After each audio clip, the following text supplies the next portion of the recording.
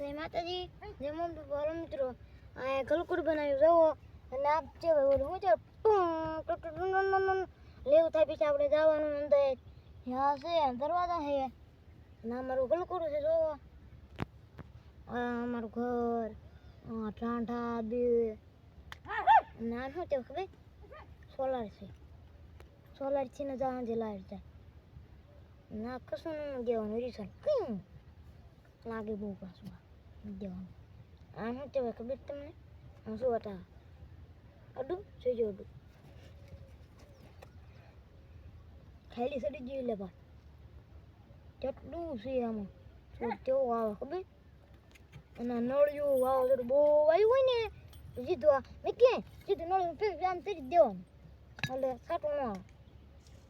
અને પીછી દેવાય જો પીછી તરવી તી નહીં એવી